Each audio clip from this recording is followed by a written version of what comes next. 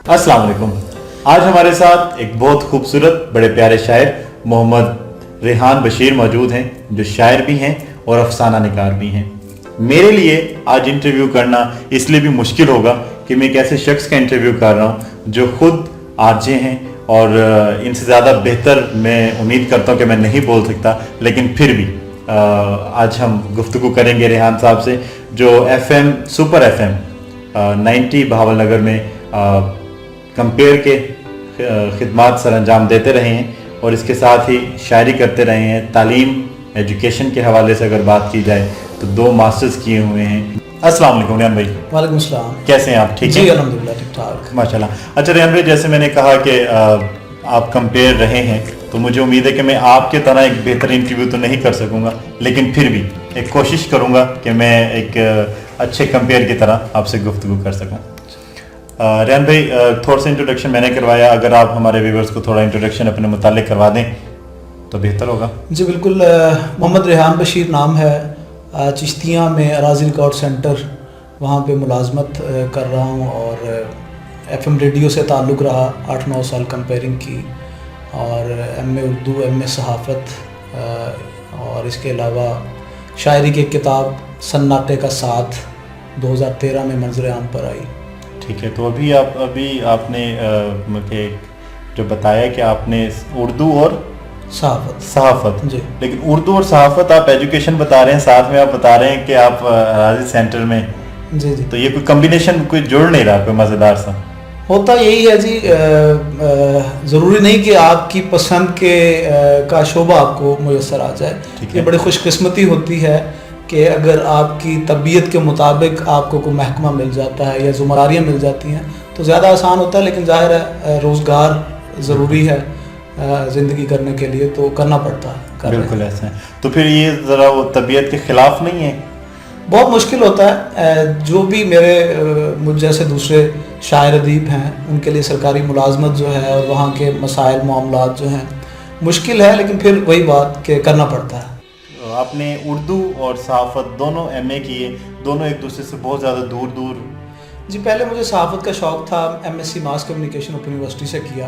ठीक है। रेडियो इसी सिलसिले की कड़ी है। रेडियो पे न्यूज़ की प्रोग्राम किए, उर्दू अदब के लिए प्रोग्राम किए, लोगों के इंटरव्यूज़ किए, और उसके बाद जो है शायरी की तरफ रुझान हुआ। MA उर्दू किया, शायरी अफसाना ये शोबा है, लेकिन ज़ाहिर है फिर नौकरी सरकारी जो है मिली। ठीक है। तो ज़रूरी थी उसको ऑन करना, और उसके बाद ये काम ज़ाहिर साथ साथ चलते हैं। सहाफ़त का शौक़ भी नहीं मिटा, कहीं ना कहीं मौजूद है, और उर्दू से मोहब्बत और शायरी ये ना चाहते हुए भी ख़त्म नहीं किया जा सकता है। तो FM के साथ रेहान भाई कितना अर्सा आप रहे हैं? और जी, FM 90 के साथ 8-9 साल का ताल्लुक़ रहा है मेरा। वहाँ पे पंजाबी शोज़ किए, उर्दू गज़ल टाइम किया, हम न्यूज़ करते रहे, रोड शोज़ करते रहे हैं। ठीक है। तो वो अपनी लाइफ का एक बड़ा गोल्डन पीरियड था, जहाँ पे लोगों के साथ इंटरेक्शन रहा और बहुत कुछ सीखा। तो आपने शायरी वहीं से स्टार्ट की, FM ज्वाइन करने के बाद से? शायरी का आपके अंदर ख़मीर कब से कुदरत ने रखा होता है ये आपको भी नहीं पता होता। बिल्कुल। और ये तयन नहीं किया जाता कि जी मुझे फ़लाँ सन में या फ़लाँ दौर में शायरी की तरफ रुझान हुआ। ये शुरू से ही था। मिसाल के तौर पे जब मैं मिडिल में या मैट्रिक में था तो अखबारात रसायल से अच्छे अशार जो हैं वो मैं निकाल के एक डायरी में लिखा करता था। ज़बरदस्त। तो बहुत सारी डायरीज़ जो हैं बनाई, और बल्कि मुख्तलिफ रंगों से पेंटिंग का भी थोड़ा बहुत शौक़ था। मेरे 2 कज़न्स हैं, बड़े अच्छे पेंटर हैं, तो ख़ताती वगैरह और पेंटिंग जो है वो भी उससे भी थोड़ा बहुत सिलसिला रहा है जुड़ा। तो मैं फिर उन इंतखाब को जो है मुख्तलिफ कलरों से और ख़तातियों से जो है ना को 8-10 डायरियाँ मैंने बनाई। वहीं से ये आगाज़ सॉफ्ट नेचर शुरू से? जी बिल्कुल, सॉफ्ट नेचर वहीं से ये था कि सिलसिला शायरी की तरफ आने का। ठीक है। तो FM पे आपने कुछ प्रोग्राम्स जो किए उसमें गज़ल के हवाले से आपने कहा, जी तो मैंने किस नौइयत का था? अदबी लोग एक प्रोग्राम था, उसका नाम था अदबी लोग। उसमें एक डॉक्यूमेंट्री टाइप था, प्रोग्राम था। उसमें एक शायर को लेके उसके हालात ज़िंदगी, उसका इंतखाब कलाम और उस पर कॉलर्स के साथ इंटरेक्शन बातचीत, ये मेरा फॉर्मेट होता था। ٹھیک ہے. تو آپ نے ذکر کیا کہ آپ افسانہ نگاری بھی کرتے ہیں. جی. تو یہ افسانہ نگاری میں آپ نے کس قسم کے افسانے آپ نے تحریر کیے ہیں؟ افسانوں کے حوالے سے افسانے پڑھے تو میں نے ہر طرح کے افسانے ہیں، لیکن مجھے ہر لگتا طرح سے مراد میں ہر اس میں طرح سے منٹو لے لوں؟ ہاں نہیں، دو جیسے اقسام ہوتی ہے نا، شاعری کی اقسام ہیں، ساتھ مطلب جدید شاعری ہے یا کلاسیکل شاعری ہے یا مزاحیہ شاعری ہے یا جو ہے آپ کہہ لیں مزاحمتی شاعری ہے، انقلابی شاعری ہے. اس طرح افسانے کی جو نثر لکھنے کا ہے کام، وہ یہ ہے کہ ایک کہانی کی صورت جو ہے بڑے جو ہے نا سطحی جو ہے لینگویج میں افسانے لکھے جا رہے ہیں، اور یہ زیادہ لکھے جا رہے ہیں. تو ایک ہے علامتی رنگ میں افسانے لکھے جاتے ہیں. تو میرے اندر کہیں نہ کہیں علامت سے جڑت جو ہے وہ ہے، اور مجھے علامتی افسانے زیادہ اچھے لگتے ہیں. میں خود بھی علامتی افسانے کہتا ہوں، لکھتا ہوں. ٹھیک ہو گیا. تو ابھی تک آپ کے کوئی جو آپ سمجھتے ہیں کہ بڑے بہترین قسم کے افسانے جو ہیں جو آپ ریکمینڈ بھی کریں گے تو اس میں سے؟ جی، انتظار حسین میرا پسندیدہ افسانہ نگار ہے. جب افسانے کی بات کی جائے تو منٹو کو تو ہم بھلا نہیں سکتے. تو منٹو کے افسانے منٹو ہیں اور انتظار حسین ہے، یہ پسندیدہ قابل ذکر نام ہے. باقی اور بھی بہت سارے لوگ ہیں، آج کل بھی اچھے لوگ افسانہ لکھ رہے ہیں. ٹھیک ہے. تو آپ کو کوئی بہترین افسانہ جو آپ سمجھتے ہیں کہ آپ نے ابھی تک جو لکھے بڑا مزیدار میرا پریورٹی پہ؟ ہاں بالکل آپ کا. جی، میں نے افسانوں کی کتاب میری زیر طبع ہے. ٹھیک ہے. اور ابھی کہیں بھی کوئی افسانے نہیں چھپے. ٹھیک ہے. اور ایک خیر خواہ افسانہ ہے میرا، میں جسے سمجھتا ہوں کہ مجھے اپنے افسانوں میں وہ زیادہ اچھا لگتا ہے. ٹھیک ہے. تو وہ انشاءاللہ کبھی نہ کبھی منظر عام پہ آئے گا انشاءاللہ. تو شاعری میں آپ کس صنف کی شاعری اردو غزل اور اردو نظم دونوں کرتے ہیں؟ جی، دونوں کرتے ہیں. تو اس میں زیادہ دل کس کی طرف ہے اور زیادہ پسند کون سی ہے، نظم یا غزل؟ نظم کا اپنا مزاج ہے اور غزل کا اپنا مزاج ہے. جب آمد کی کیفیت ہوتی ہے نا جی شاعر، تو شاعر کو خود نہیں پتہ ہوتا کہ میں نظم لکھنے جا رہا ہوں یا غزل کہنے جا رہا ہوں. تو ہر صنف جو ہے، ہر آمد جو ہے نا اپنے اندر صنف کی جو شکل ہے وہ لے کر آتی ہے. بسا اوقات یہ بھی ہوتا ہے کہ میں نظم کہہ رہا ہوں تو مجھے افسانے کا تھیم ذہن میں آ گیا، تو میں نظم چھوڑ کے افسانہ کچھ نہ کچھ نامکمل ادھورا وہ تخلیق کر لیتا ہوں. بالکل ایسا. تو یہ ضروری نہیں ہے کہ رجحان کسی ایک طرف ہو، کیفیت پہ ڈپینڈ کرتا ہے. کبھی آپ کا دل کرتا ہے نظم لکھی جائے تو نظم لکھتے ہیں، کبھی آپ کا دل کرتا ہے غزل لکھی جائے تو غزل لکھتے ہیں. مگر وہ تو اتر رہی ہوتی ہے نا سچویشن، وہ اس کے مطابق ہی ہوتی ہے کہ آپ کس قسم کا وہ کرنا چاہ رہے ہیں. تو اس میں شاعری میں، کیونکہ آپ کی شاعری ہمارے ویورز کو ہم سنائیں گے، لیکن ان کے بتانے کے لیے کہ آپ کس قسم کی شاعری کو پسند کر رہے ہیں؟ شاعری استعارے، تشبیہات اور پردہ داری میں جو کی گئی بات، یہ شاعری ہوتی ہے. ٹھیک ہے. آسان سادہ بات. اور دوسری بات، شاعری جو کرنے والے لوگ ہیں مجھ سے پوچھتے ہیں کہ آپ جب شاعری کرتے ہیں تو سب سے بڑی بات جو آپ ذہن میں مد نظر رکھتے ہیں وہ کیا ہوتی ہے؟ تو وہ میرے نزدیک تو یہ ہوتی ہے کہ جب آپ شعر کہہ رہے ہیں تو آپ کی کوشش ہونی چاہیے کہ جو بات آپ کر رہے ہیں یہ پہلے نہ کی گئی ہو. بالکل. یعنی کہ ندرت خیالی جو ہے میں اس کو ٹاپ پرائرٹی پہ رکھتا ہوں. صحیح ہے. کہ آپ نے جو شعر کہا ہے، جو غزل کہی ہے، اگر یہ بات کسی اور نے کسی اور طرح سے کہی ہے تو پھر بازگشت ہے یا جگالی ہے یا ایک عکارت ایک کام ہے، عکارتی ہے، اور کچھ نہیں. صحیح ہے. تو بلکہ آپ سہل پسندی کے بارے میں کیا آپ کا وہ ہوگا؟ مطلب سہل پسندی، سہل ممتنع کی ایک ٹرم استعمال ہوتی ہے شاعری میں. ناصر اور میر جو ہیں بڑے نام اس حوالے سے. تو سہل ممتنع میں شعر کہنا زیادہ مشکل ہے، لیکن اس شرط پہ کہنا کہ جی وہ بات پہلے نہ کہی گئی ہو، یہ اور مزید مشکل ہے. صحیح ہے. کہ آپ سہل ممتنع میں شعر کہہ رہے ہیں آسان سادہ زبان میں، جو روزمرہ کی زبان ہے یا نثر کی زبان ہے، جو اس میں آپ شعر کہہ رہے ہیں، لیکن اس طرح کا کہہ رہے ہیں کہ وہ پہلے کبھی نہ کہا گیا ہو، تو یہ غیر معمولی کام ہے. اگر کوئی اس طرح کر رہا ہے تو وہ ظاہر ہے بہت معیاری شاعری دے رہا ہے اردو ادب. ٹھیک ہے. تو آپ نے کوشش کیا ایسا؟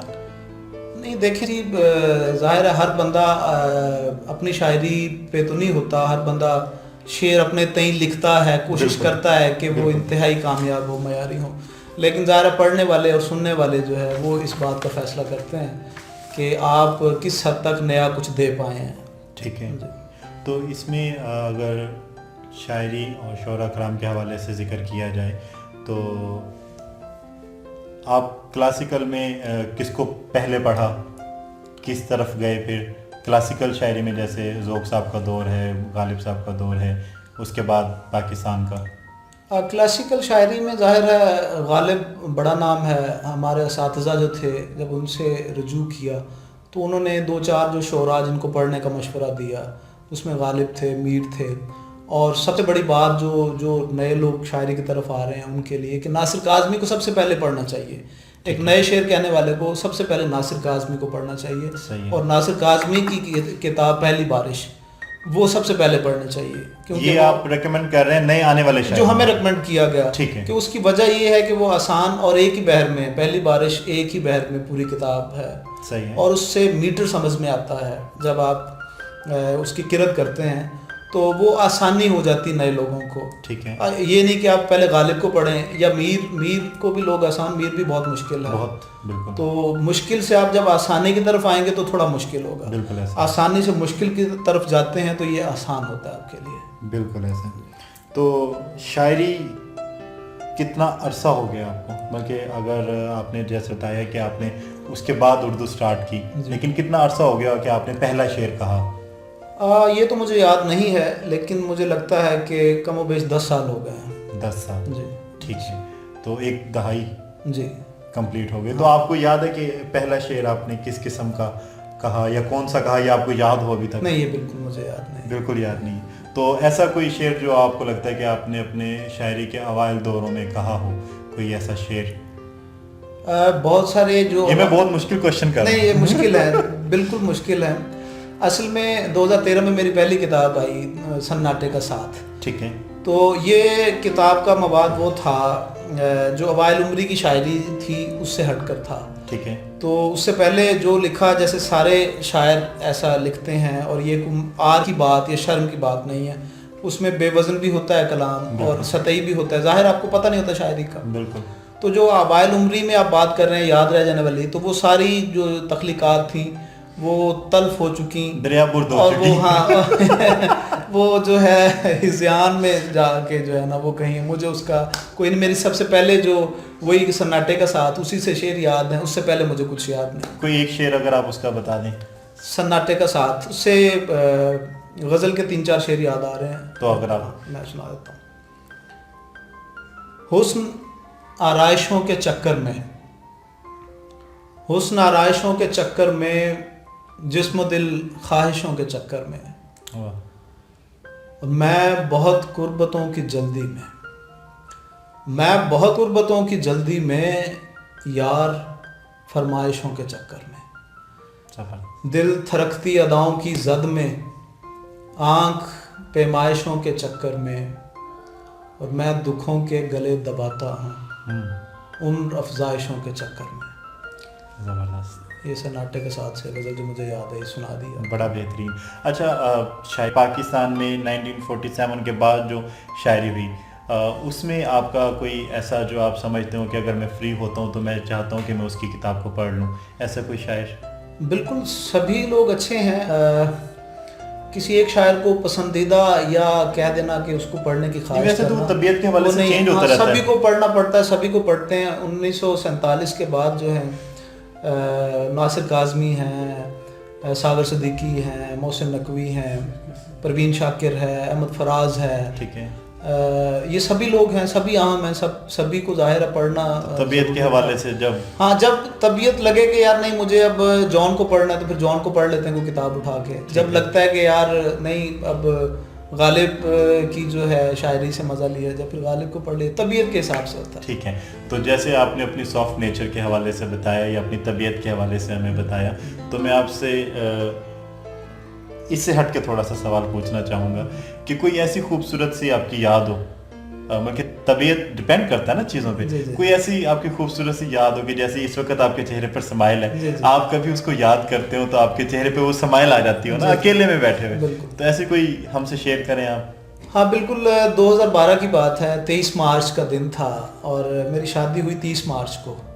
तो शादी से 7 दिन पहले बुलावा था, Alhamra arts council government of Punjab ने मुशायरा करवाया था, कुल नई नस्ल मुशायरा, कुल पाकिस्तान नई नस्ल मुशायरा। تو وہ میرے لیے بہت بڑا اعزاز تھا. 2012 کی بات ہے. تو شادی کی مصروفیات بھی تھیں لیکن جانا ضروری تھا, ظاہر ہے شوق تھا, جنون تھا. تو وہاں گیا ہوں میں. وہاں پہ جو ہمارے 2-3 دن گزرے ہیں, 2-3 دن کی اکاموڈیشن تھی ہماری, اس میں جو نئے شیر کہنے والے لوگ تھے یوتھ کے, وہ سبھی ہم لوگ تھے وہاں پہ. وہ لوگ تھے جو آج بڑا نام کما رہے ہیں اور آج منظر عام پہ آ رہے ہیں. تو ہمیں وہ وقت یاد آتا ہے کہ جب ہم سب بھی لوگ اکٹھے ایک جگہ پہ تھے. اس میں وہ محمد عارف ہیں, آج کل مزاحیہ شاعری کر رہے ہیں, بڑی معیاری شاعری کر رہے ہیں. عمار اقبال ہے, اس کے علاوہ نعیم رضا بھٹی ہے, اور شہباز نیر ہے رحیم یار خان سے. مختلف جگہوں سے سبھی لوگ جمع ہوئے وہاں پہ. تو جو وہ گفتگو تھی, جو ہماری گپ شپ ہوتی تھی, جو ٹائم گزرا, وہ یادگار ہے. وہ میرے زندگی کے سنہری دن ہیں. ٹھیک ہے. تو وہ ظاہر ہے یادداشت میں ہمیشہ. اس میں تو ایسی باتیں ہوں گی نا جو اب سوچتے تو یار یہ کیا کر دی تھی. یہی بہت بڑا بذات خود یہ ایک خوشی کی بات تھی کہ اب ہم چاہتے ہوئے بھی دوبارہ نہیں مل پا رہے. بالکل نہیں مل سکتے, سوائے 2-4 لوگوں کے, ان سے ملاقاتیں ہوئی ہیں. اس کے علاوہ ظاہر مصروفیات ہے, ہر بندہ اپنی زندگی کے دائرے میں مقید ہے. بالکل. اس سے نکلنا جو ہے بہت مشکل ہوتا ہے. تو وہاں پہ یہی سب سے بڑی خوشی کی بات تھی کہ ہم اکٹھے تھے وہاں پہ. اور تعارف بھی پہلی دفعہ ہی تھا. تو تعارف ہوا, ہم لوگوں نے ایک دوسرے کے بارے میں جانا, اور وہی جو 55-57 لوگ تھے, انہی میں سے لوگ اب آ رہے ہیں منظر عام پہ. یقیناً وہ ٹیلنٹڈ ایک کریم تھی جو وہاں پہ اکٹھی ہوئی تھی. بالکل. اب اپنے آپ کو منوا رہی ہے. اچھا ریحان بھائی, کوئی ایسی آپ کی وش ہو, کوئی آپ کی ایمبیشن ہو, یا آپ اچیومنٹ بھی اس کو کہہ سکتے ہیں, کہ یا آپ کی وہ کمپلیٹ ہو گئی ہو تو وہ اچیومنٹ میں آپ کی, لیکن یہ کہ ایسی کوئی آپ کے ابھی بھی خواہش رہتی ہو کہ اپنی لائف کے اینڈ ہونے سے پہلے میں وہ کر لوں گا اور وہ مجھے کرنی چاہیے, ایسی کوئی؟ غالب کا بڑا مشہور شعر ہے, ہزاروں خواہشیں ایسی کہ ہر خواہش پہ دم نکلے, بڑے نکلے میرے ارمان لیکن پھر بھی کم نکلے. تو خواہشوں کا تسلسل چلتا رہتا ہے. تو جب خواہش مکمل نہیں ہوتی تب تک تو آپ کے ذہن میں بھی رہتی ہے, آپ کو تڑپاتی بھی ہے, آپ کو بے چین بھی کرتی ہے, لیکن جب پوری ہو جاتی ہے پھر وہ بھول جاتی ہے. تو مجھے جو خواہشات اللہ تعالیٰ نے بہت نوازا, بہت چیزیں چاہیں وہ پوری ہوئی, لیکن اب مجھے یاد نہیں ہے کہ کیا کیا اچیومنٹ ہو چکی, کیا معاملہ. البتہ آگے کی بات وہ یہی ہے کہ شاعری کے لیے ہے, افسانے کے لیے کوئی اچھا مواد شاعری کو دیں, اچھا مواد افسانے کو دیں. ٹھیک ہے. تو میں لازمی آپ کی جب بھی افسانہ کی کتاب آئے گی تو میں اس کو لازمی انشاءاللہ پڑھوں گا اور اپنے دوستوں کو بھی ریکمینڈ کروں گا. اس کے بعد ریحان صاحب, آپ بہاول نگر سے آئے اور ہمیں ٹائم دیا, میں آپ کا بڑا شکر گزار ہوں. Thank you sir, thank you.